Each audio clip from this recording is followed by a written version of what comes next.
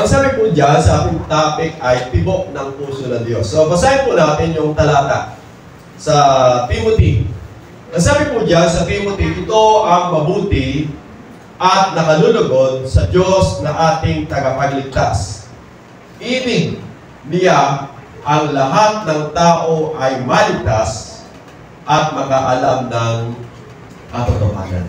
So ito po yung puso ng Diyos. Sabi po niya, ibig ng Diyos na ang lahat ng tao ay maligtas. Kumusta na po ba yung mga mahal po natin sa buhay? Nakatanggap na po ba sila ng kaligtasan? Nalaman na po ba nila yung katotohanan?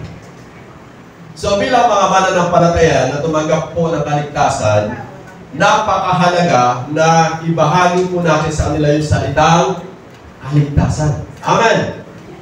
Huwag po natin sarilihin. Kasi ang sabi ng Bible, ibig ng Diyos na lahat, hindi lamang po ako, hindi lamang po yung asawa ko, yung mga anak ko, kundi kung may magagawa po ako, buong pamilya ko ay maligtas. O sabi nga yung mga tao na nakakahalubilo po natin ay maligtas. Kasi kung tinignan po natin yung pagmamahal ng Diyos sa buong sanlibutan. Amen. Buong sanlibutan, mahal po ng Diyos. Kaya tayo mga tumanggap ng kaligtasan, ganun din po yung ating tibok ng ating puso. Huwag po natin sarilinin yung kaligtasan, kundi ibahagi po natin ito sa mga taong nangangailangan po ng kaligtasan. Amen po ba doon? Kasi kung hindi po sila maliligtas, naniniwala po tayo, saan po pupunta yung kanilang mga kaluluwa? Di ba doon sa dagat-dagat ng apoy at asukal? So, papayag po ba tayo? Lalo na kung mga mahal po natin yan sa buhay, di ba? So, mahalaga, makita natin na ibig ng Diyos na ang lahat ng tao ay maligtas at makaalam ng katotohanan. Kasi sa panahon po natin ngayon, yung mga tao naman talaga, nais po nila maglingkod sa Diyos eh. Kaya lang, hindi po nila alam kung paano po sila maliligtas. So, sa ating buhay, may mga bagay na dapat po tayong gawin. Ang sabi po dyan, sa una, nais po ng Diyos na lahat ng tao ay maligtas. Ang una po natin gawin, ang sabi po ng Bible, kagaya po ni Apostol Pablo sa Romans chapter 10, verse 1, sabi niya, mga kapatid, ang pinakananais ko at idinadalangin sa Diyos ay maligtas ang Israel. So si Apostol Pablo, noong kanyang kapanahunan, ito po yung kanyang ginagawa. Nandun po yung kanyang pagnanasa at pananalangin. Sa buhay po natin, napakahalaga ng pananalangin ng buhay po ng bawat isa.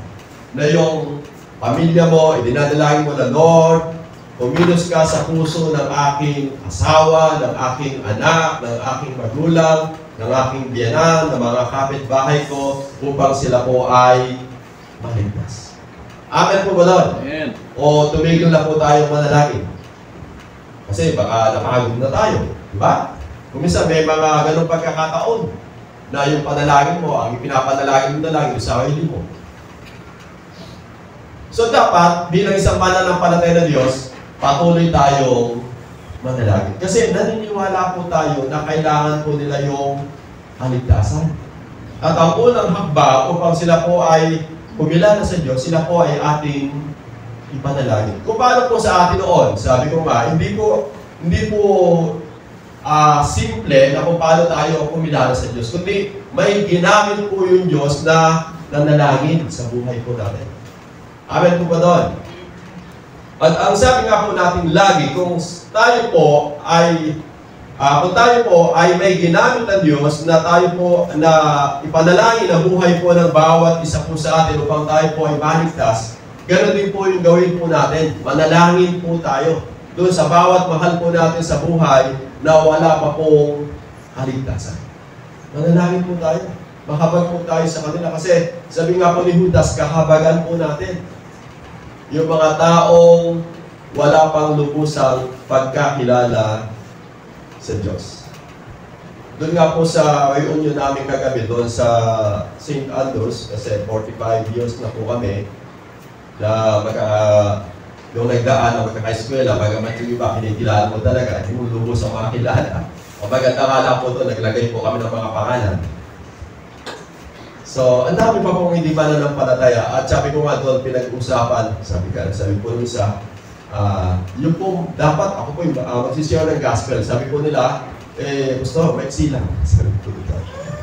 So, limit lang, sabi niya kasi, yung mga kasama po namin, hindi pa po bukas sa salita po ng Diyos. So, ang ginawa ko na lang sa pananalangin, doon po natin ipinaunawa yung kalooban at pagmamahal po ng Diyos. Kasi alam po natin hindi pa po sila bukas. Hindi pa po sila ligtas. Kaya kahit sa pamamagitan po ng pananalangin, sabi nga, gamitin po natin ito upang may pahayag po natin yung kalooban po ng Diyos. Idinalangin po natin sila sa Panginoon, yung kanilang buhay, yung kanilang kalagayan, yung kanilang kumisakit po sila. Ito na, nag-pray po tayo sa kanila upang sabi ko nga mula doon, mabuksan yung kanilang mga puso na napakahalaga talaga yung pananalangin sa ating Panginoong Jesus. At mula po doon sa pananalangin, siyempre, magkaiba po yung panalangin po natin, magkaiba po yung panalangin po nila. Di ba? Sila kinakailangan po ng paulit-ulit, tayo po, hindi. Tuloy-tuloy po yung ating ginawang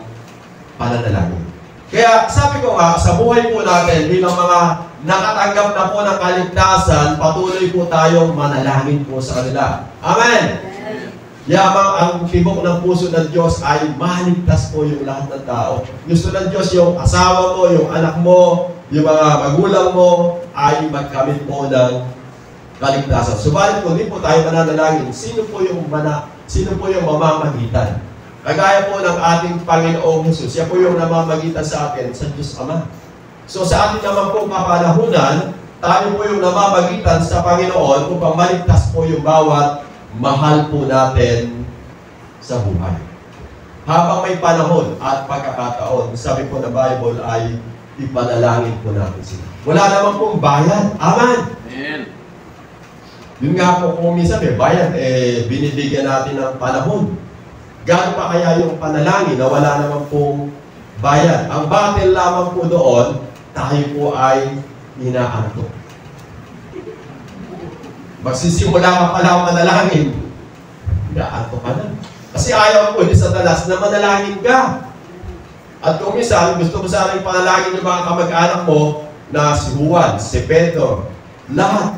Sasabihin ko na lang, Lord, pinapanalangin ko po lahat yung mga kamag-anak ko. Dapat po, sinasabit po natin yung pangalan po ng mga mahal po natin sa buhay na gusto po nating ilapit sa ating Panginoong Jesus. Amen po ba doon? Amen. Bagamat alam po ng Diyos yung lahat ng bagay, subalit napakahalaga, meron po tayong sabi nga ng Bible ay sinasabi po natin detalyado yung mga bagay na nais po natin na hilingin po sa ating Panginoon. Pangalawa, yung tao ay tumanggap po ng pananampalataya. Sabi po dyan sa Acts 16, yan. Sila ay inilabas Nias at sinabi, mga Ginoo, ano po ang dapat kong gawin upang ako ay maligtas? Sumagot naman sila, sumampalataya ka sa Panginoong Jesus at maliligtas ka, ikaw at ang iyong sambahayan. At ang salita ng Panginoon ay ipinahayag nila sa Kanya at sa lahat na nasa Kanyang bahay.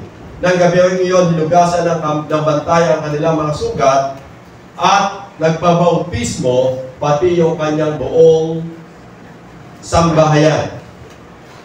Ang sabi po dyan sa huling talata na mapapansin po natin, pagkatapos sila ay sinama niya sa Kanyang tahanan at ipinaghanda ng pagkain.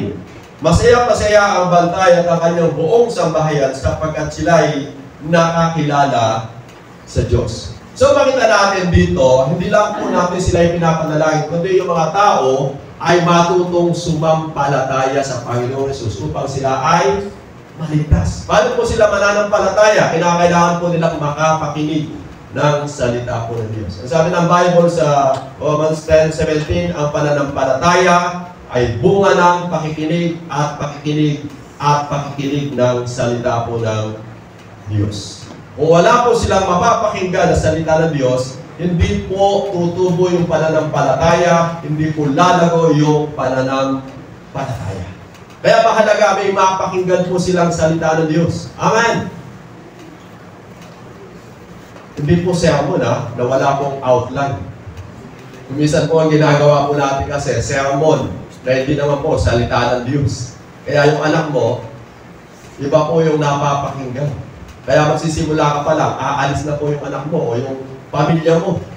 Tapos ngayon, gusto mong sermon na salita ng Diyos dahil yun na po yung naitanim sa kanyang kaisipan, hindi na po niya papapakinggan. So mahalaga, sa buhay po natin, bilang isang mananampalataya ng Diyos, tumubo po yung pananampalataya sa buhay po ng mga mahal po natin sa buhay. At bunga po yan ng pakikinig. Kagaya po ng talata na ito nating binasa, si Apostol Pablo sa po si Silas ay idinala po ni nung bantay bilangguan na kapitan sa kanyang tahanan. Kaya mahalaga po kung may pagkakataon, magkaroon po tayo ng gawain sa ating po mga tahanan. Ito po yung tinatawag natin na cell grouping. Magkaroon po tayo ng gawain sa ating mga tahanan. Kasi, sabi po ng Bible, kung nasaan yung gawain ng Diyos, nandun po yung biyaya, nandun po yung pagpapala na ipagkakaloob ng Diyos. Kaya yung magkagawain ka sa bahay po sa bahay ng bawat isa, napakalaki po itong biyaya. Kaya, pag-pray po natin na mabuksan po muli yung ating mga tahanan sa salita ng Diyos. Amen! At sabi nga, tayo din po mga dumadalo na po sa gawain ng Diyos na nakatanggap na po ng kaligtasan, tayo po yung paggamit sa Diyos upang yung bawat mahal po natin sa buhay ay kumilala at manampalataya sa Diyos. Kasi hindi po sila mananampalataya kung wala pong mapapakinggan ng salita ng Diyos. Kaya yun po yung mga dapat maganap. Una, mananalangin. Pangalawa, makapakinig po sila ng salita ng Diyos upang sila po ay magkamit po ng kaligtasan. Kaya sabi dito, sa Bible, sumagot naman sila, sumampalataya ka sa Panginoong Hesus, at maliligtas ka, ikaw at ang iyong sambahayan. Alam niyo po ba, pangako ng Diyos, hindi lang po tayo yung maligtas, pati yung ating buong sambahayan. Kaya tingnan po natin yung bawat pamilya po natin, Lord, alam ko, maliligtas itong aking mga mahal sa buhay nito. Kaya lang, sabi po dito na sumunod na talata, at ang salita ng Panginoon ay ipinahayag nila sa Kanya sa lahat ng nasa Kanyang bahay. Sabi nga, yung salita ng Diyos ipinahayag. Kaya ito nga po yung house-to-house evangelism o sabi nga house-to-house cell group. Mahalaga po yun. Kung nais po natin makatanggap yung bawat mahal po natin sa buhay, ngayong 2025, gumawa po tayo ng mga hakbang. Halimbawa, hindi mo kaya, tawagin mo isang natin, cell leader. Halimbawa, nagbabahay ka, magpatulong ka. Sister, pwede mo ba akong samahan na magkaroon tayo ng cell group sa aming bahay? Amen po ba doon? Halimbawa naman, ikaw ay lalaki. Ay, buhat, hindi ko kaya. Tulungan mo nga ako na magkaroon tayo ng gawain sa aming bahay. Pag po sinabing gawain, gawain po talaga. Amen!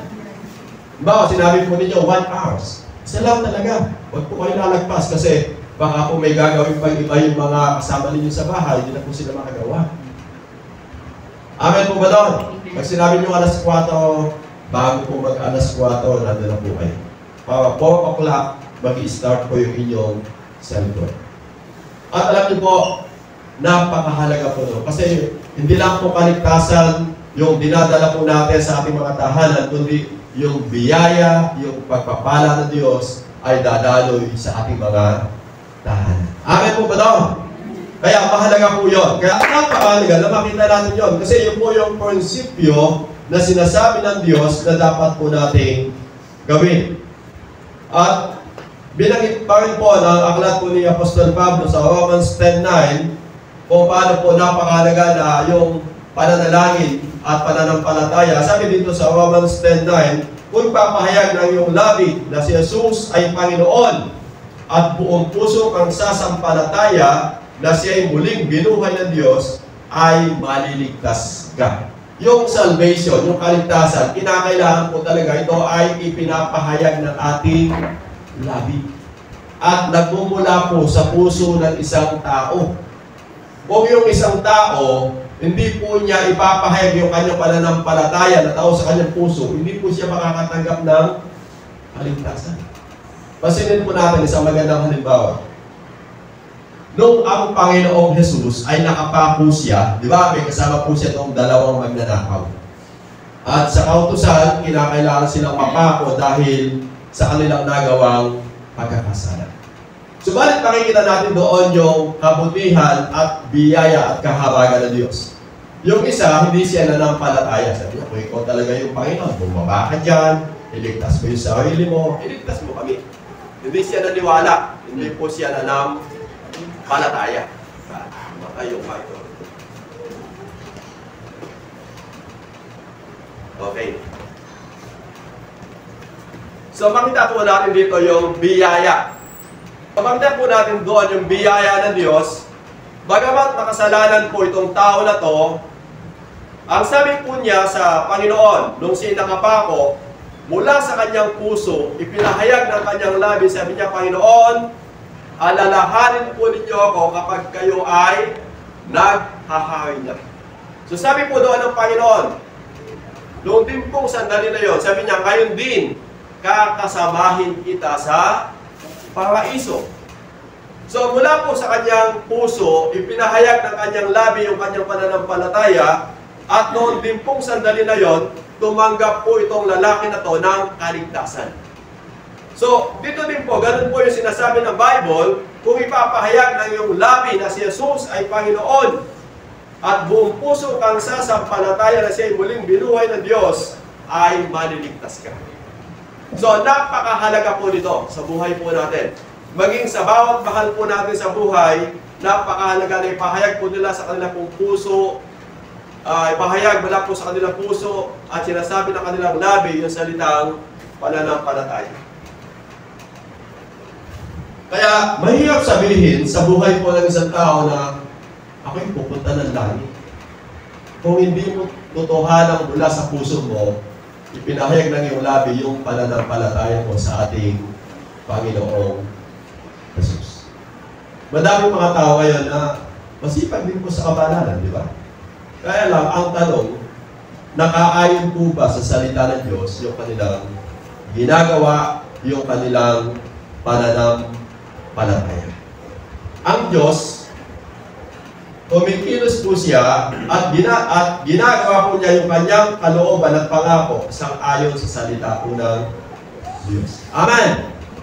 Kaya tayo, sinusunod po natin kung ano yung sinasabi po ng salita ng Diyos. Upang mula doon, meron po tayong katiyakan sa buhay natin na kung dumating man po yung panahon, may katiyakan tayo ng kaligtasan at buhay na walang hanggan. Kasi mula sa puso mo, ipinahayag na yung labi ang iyong totoong pananampalataya sa Panginoon. Amen po ba doon? So kung paano natin ito ginawa, ganun din po dapat maganap sa bawat mahal po natin sa buhay. Yun din po yung dapat maganap at masunod sa bawat mahal po natin sa buhay. Upang yung katiyakan ng kaligtasan ay makamtan ng buhay ng bawat isa. Hindi yung dumalo lang po siya ng Bible study. So, mahalaga, personal, mula sa kanyang puso, ipinapahayag ng kanyang labi yung salitang pananampalataya. Mula doon, makakamtan niya yung totoong kaligtasan ng kanyang kaluluwa pagdating po ng tamang panahon. So, pangalawa, sabi nga, makaalam ng katotohanan. Alam niyo po, napakapalad po. Napakapalad po kasi nalaman po natin yung katotohanan tungkol sa salita po ng Diyos. Kasi ang sabi ng Bible, ibig ng Diyos na ang lahat ng tao'y maligtas at makaalam ng katotohanan. At sa kalagayan po natin ngayon, kung titingnan po natin yung huling tanda na sinabi po ng Panginoon sa kanyang mga salita bago siya bumalik, sabi niya, at lalaganap ang aking salita sa buong sanlibutan at kung magkagayon, darating ang wakas. Ito po ay sa Matthew 24 verse 14. So makita natin na napakahalaga na malaman po ng mga tao na lalo na mahal po natin sa buhay yung salitang katotohanan. O ano yung sinasabi ng salita po ng Diyos. Hindi lang po yung ating kinadisnan, kinamulatan, o yung ating pong sabi nga, inabutan sa bawat mahal po natin sa buhay. Kundi napakahalaga bilang mga mananampalataya ng Diyos, may paalam po natin yung totoong katotohanan. Amen po ba doon? Katungkulan po natin yun. Yamang tayo po'y nakaalam ng katotohanan, katungkulan po natin na ihayag po yung katotohanan. At ang sabi nga dito sa John chapter 8, sinabi naman ni Jesus sa mga Hudyo na naniniwala sa Kanya, kung tinutupad ninyo ang aking aral, kayo nga'y tunay na mga alagad ko. Makikilala ninyo ang katotohanan at ang katotohanan ang magpapalaya sa inyo. Alam niyo po, sabi dito, ang magpapalaya sa buhay ng tao, walang iba kundi yung katotohanan na salita po ng Diyos. Ang dami po natin kasing kinadisnan. Salamat po sa Diyos, dahan-dahan, naintindihan natin, naunawaan po natin yung katotohanan. At ang unang magandang katotohanan na gusto mong makita natin, lahat ng nilalang ng Diyos dito sa ibabaw ng lupa ay pawang mabuti. At nung nilalang ng Diyos yung tao, ang sabi niya ay napaka-buti. Amen! Amen. Tayo lamang po kasi yung tumitingin na medyo hindi mabuti. Hindi ka mabuti yung pagka-disenyo ng ilong. Hindi ka mabuti yung pagka-tubo ng buhok mo, di ba? Yung tao lamang po kasi yun eh. Tao po kasi yun eh. Pero yung Diyos, ang tingin po niya sa tao ay napaka-buti. Dahil ang sabi nga ng Bible, nilalang na Diyos ang tao ayon sa kanyang walis. Kaya, ano nga tayo ng Diyos? Tayo po lahat ay napakaganda at napaka-guwapo. Amen! At tayo po mga tao ay mabuti. But, kung bakit po tayo hindi naging mabuti? Kasi nandyan nga po yung kaaway na si Satanas na dumadaya sa puso, sa isip, sa buhay po ng isang tao. Kaya kung minsan, nalilihis po tayo ng landas o naliligaw po tayo ng landas. Subalit ang tao ay napakabuti na nilikha, nilalang ng Diyos ayon sa kanyang wangis. Kaya upang tayo po ay patuloy na maging mabuti sa paningin ng Diyos, ang sabi dito ng talata, sinabi naman ni Jesus sa mga Hudyo na naniniwala sa Kanya, kung tinutupad ninyo ang aking aral, kayo'y mga tunay na mga alagad ko. So, makikita natin, yung salita ng Diyos, ito po yung gagabay po sa atin upang tayo po ay maging mabuti at maging tunay na mga alagad ng ating Panginoong Jesus. Kaya nga po tayo nagbabasa ng Bible. Dahan-dahan yung mali nating paniniwala ay matama at totoo. Sabi nga, masumpungan po natin yung katotohanan.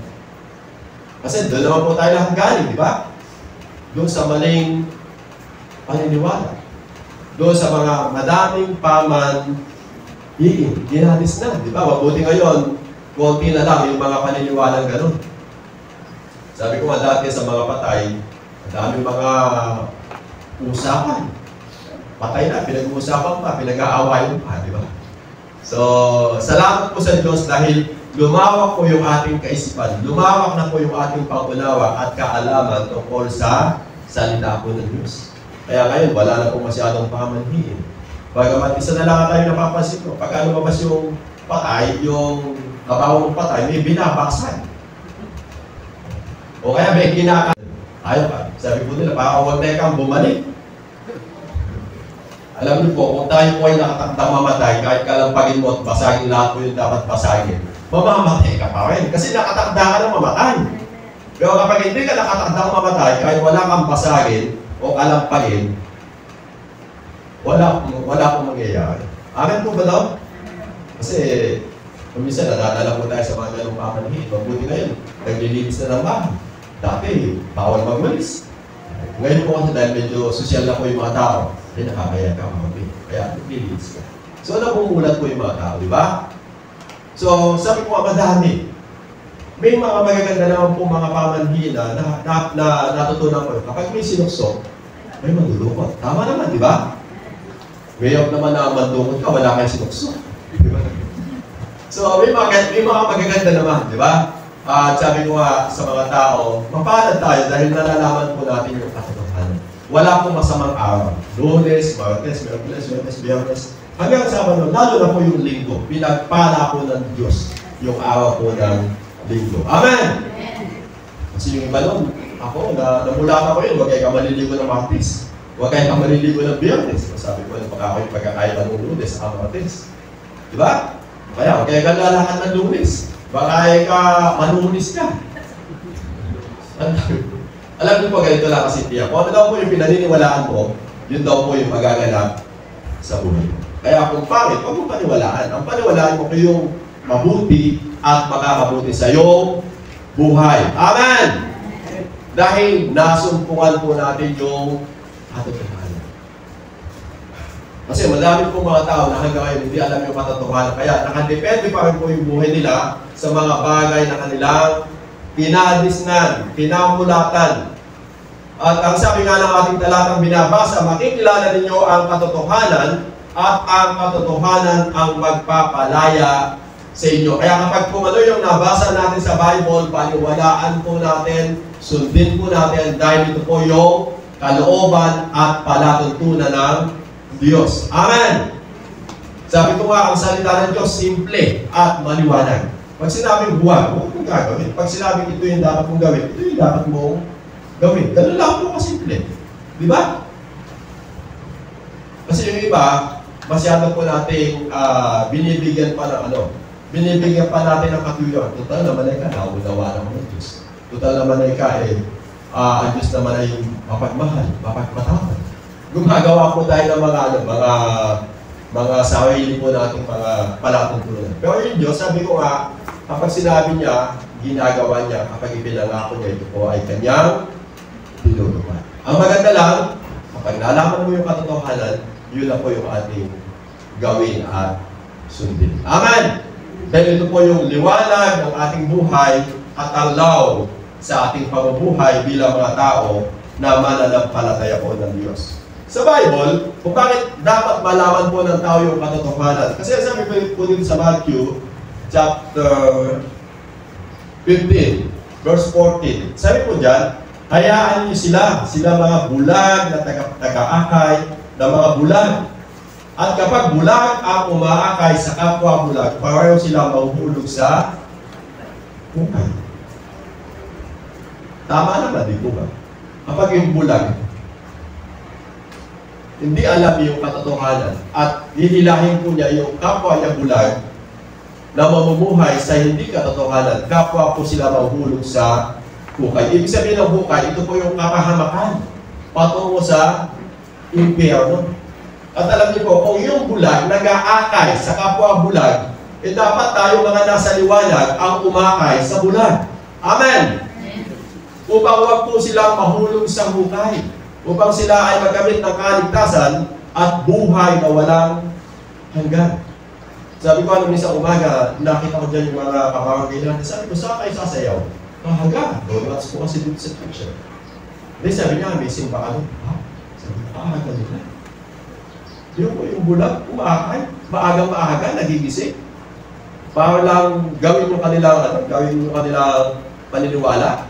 Sabi ko, kung yung bulag sa paniniwala, pananampalataya sa Diyos, ay masipag, mas dapat po tayo maging masipag. Amen! Kasi sabi po kanina nung nag-ating opening prayer, sana, Lord, dalangin po namin kung paano yung panahon malamig, sana yung mga kapatid namin sa pananampalataya ay hindi malamig. Amen! Sabihin mo sa iyo katabi, huwag kang malamig kapatid.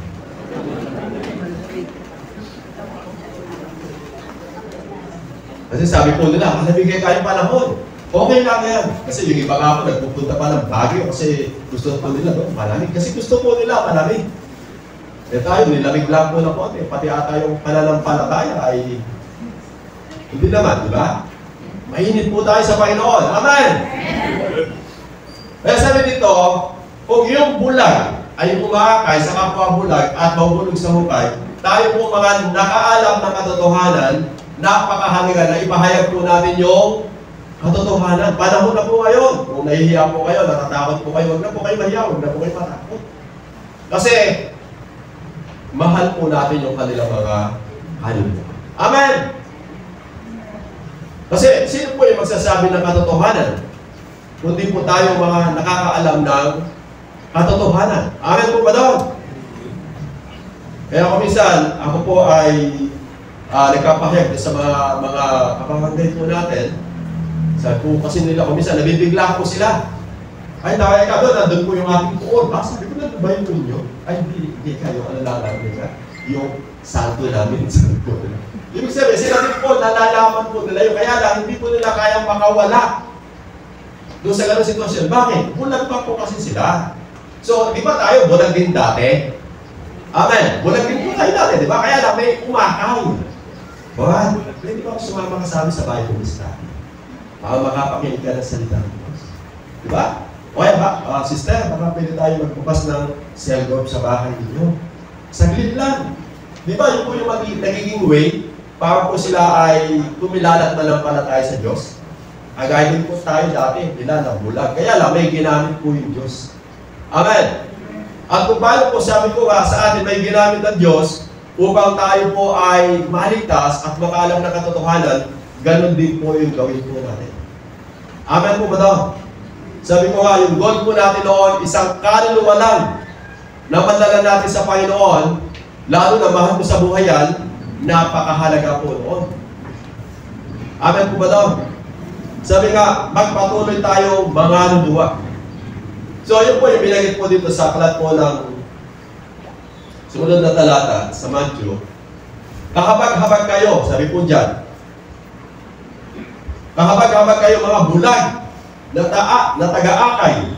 Itinuturo ninyo na kung gagamitin, hindi naman ang templo sa panunumpa na walang anuman ito ay walang anuman ito. Ngunit, kung may gagamitin niya, kung gagamitin niya sa panunumpa ay ginto ng templo, dapat niyang tuparin ang kanyang supa. Sabi po dyan sa una, kahabag-habag kayo, mga bulag na taga-akay. Kasi sa kanila, kinakailangan may ginto pagka mag-aalay. Pero pagka walang ginto, walang kwenta. So, hindi naman po yun eh. Sabi nga, ang sinasabi dito ng Bible ay kahabag-habag kayo mga bulag na taga-akay. So, mismo yung Panginoon Jesus, ito po ay binanggit po niya noong kanyang kapalamunan. Kaya mahabag po tayo sa mga bulag pa sa katotohanan. Amen po ba daw? Sabi ko, imbis na mag-aalit po tayo sa kanila, kahabagan po natin sila. Tulungan po natin sila. Na sila din po ay makaunawa, makaalam ng katotohanan ng salita ng Diyos upang sila po ay lumaya doon sa pagkabulag, doon sa pagkaalipin, at sila po ay makasumpong ng liwanag at makasumpong po ng biyaya na kaligtasan ng Diyos at buhay na walang hanggan. Amen! So, dito po may magandang kwento dito po sa Luke chapter 15. Sabi dito sa Luke 15, sabi niya, kung ang sino man sa inyo ay may 100 tupa at mawala ng isa, ano ang gagawin niya? Hindi ba't iiwan niya ang 99 sa pastulan at hahanapin ang nawawala hanggang sa ito ay matagpuan? Kapag nakita na niya ang tupa, ay masaya nitong papasanin. Pagdating sa bahay, aanyayahan niya ang kanyang mga kaibigan at mga kapitbahay. At sasabihin sa kanila, makipagsaya kayo sa akin. Makipagsaya kayo sa akin. Nakita ko na ang tupa kong nawawala. Sinasabi ko sa inyo, magkakaroon ng higit na kagalakan sa langit dahil sa isang makasalanang tumalikod sa kasalanan kaysa 99 na matuwid na di nangangailangan ng magsisi. Sabi dito sa huling talata na ating binasa, sinasabi ko sa inyo, magkakaroon ng higit na kagalakan sa langit dahil sa isang makasalanang tumalikod sa kasalanan kaysa 99 na matuwid na di nangangailangan ng magsisi. Alam niyo po ba, napakalaki po yung kagalakan doon sa langit kapag tayo po ay nakapag-ahay at sabi nga, yung tao ay nakaalam ng katotohanan at nagamit po siya ng kaligtasan mula po sa ating Panginoon. Amen po ba daw? Kaya sabi ko nga, ito po yung puso ng Diyos, kaluluwa. At kung paano po ang puso ng Diyos ay kaluluwa, ganun din po yung maging puso ng bawat isa po sa atin. Amen! Nasabi nga yung mahal mo sa buhay ay kumilala at manampalataya sa ating Panginoong Jesus. Upang pagdating ng panahon, hindi po siya mapahamak, kundi magamit siya ng pangako ng Diyos na buhay na walang hanggan. Amen po ba doon?